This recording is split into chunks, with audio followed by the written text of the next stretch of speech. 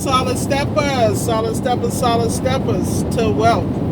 This is Miss Ward signing in from Florida. I just want y'all to know it's 100 degrees Fahrenheit.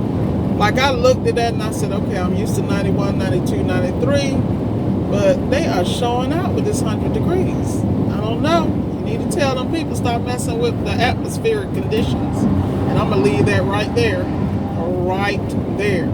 So anyway, as I'm on my way to deal with this range down in Doral, I was reflecting on how I do business and how some other people do business. So let's talk about the warranty companies. You know, a lot of times Mr. Sneed teaches in the boot camp to just charge your labor so you can get your money up and things of that nature. There's nothing wrong with that. I agree with that wholeheartedly, because the worst thing to do is to be trying to live off the business and your profit is being eaten up by the purchase of parts. Now, I run a little differently. With my warranty companies, I supply the parts and everything simply because I want to control the time frame of completion, number one. Number two, I follow something called Key Performance Indicators, which is KPI. I've designed my own KPI reports, so I look at a ticket average as far as my business. Anything I do for warranty, my ticket averages are just like I'm dealing with a cash customer, because that's how I manage the business. Long term, I utilize that because there's going to come a time, in my personal opinion, that the warranty company is going to deal with people where they can set it and forget it, meaning that they don't have to locate parts, they don't have to have a relationship with the parts vendor, that the actual provider will provide everything, and those will be the providers that they will maintain and keep. Because if you look at how business is being streamlined, a lot of the major suppliers are changing and shifting. Their staffing has changed, the way they go to business has changed.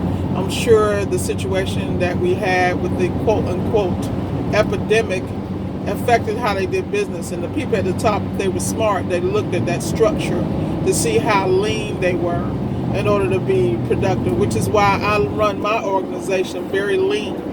I get out here and work with my staff. I'm working very hard on getting my diagnostic skills at the level where I can apply the Epson glasses. Please look those up. Y'all need to be with the program.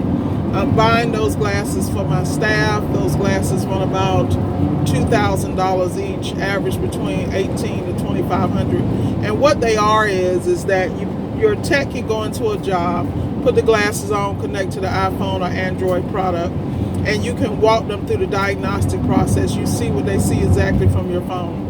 And that's just how I move. I move at that pace and I move on that level because that's my mindset. I have no intention of being left behind, and I'm working very hard to scale the business, but also separate myself from the competition, because the latest and the smoothest and the quickest technology is the way to go. You know, all these people hanging on to, you know, everything that isn't microprocessors and things like that. You know, if you know like I know, I'm going to shout out to Samurai.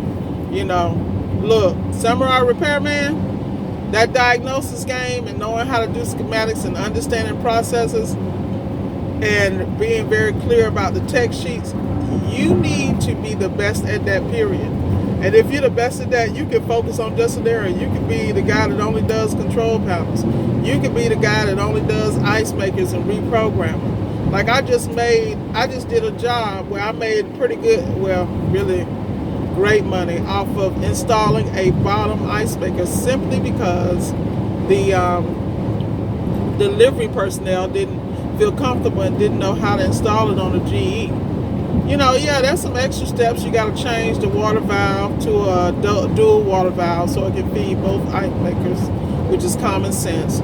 You know, it's really plug and play once you know where everything goes, but you also have to be detailed so that the customer, has a great experience. So I get a lot of those leads from places like Lowe's and Home Depot, because the delivery people just aren't up to speed or you know, and they may have another business plan where, you know, lock and load. I'm not knocking anybody. I'm just trying to find my way to be profitable with little or no liability.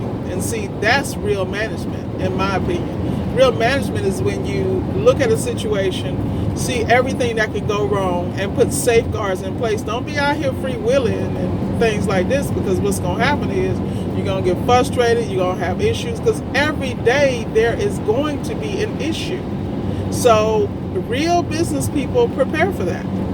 And the way you prepare for it is you keep your mind clear, you keep your focus on point, and stay away from the haters, because 99% of your friends and your people and your relatives have no idea of what you're doing. They're on the outside looking in while you're living your best life and going after your dreams. Because like I learned from my job, I had a 6-figure job, and that job will pay you as much as they can for you to forget your dreams and keep you handicapped in those spaces. This one ain't down. You got the wrong one, boo. In fact, I'm late getting in the game, so that's why I work twice as hard. But the reality is my entire life, I've always been in a non-traditional field, so I've had to be better. And I don't, it doesn't bother me, because it really made me elite.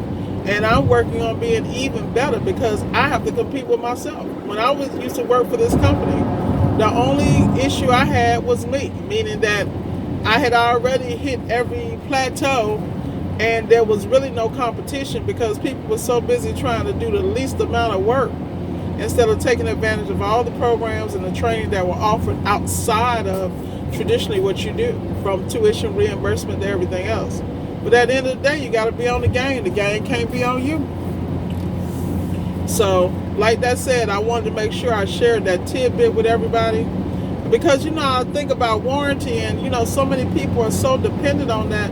And like my jobs today, I have no warranty jobs. I only have COD, because that's my middle name.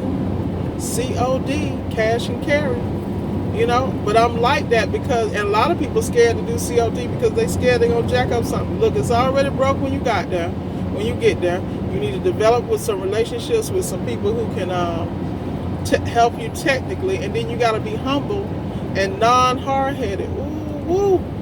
Glad that ain't me. God bless him. Anyway, y'all, look, I always have an excited road moment, so I'm trying to temper myself before I get thrown off of YouTube. But everything Miss Ward does is strategy. Even my YouTube videos, everything I'm doing, it has to do with strategy. Bear with me one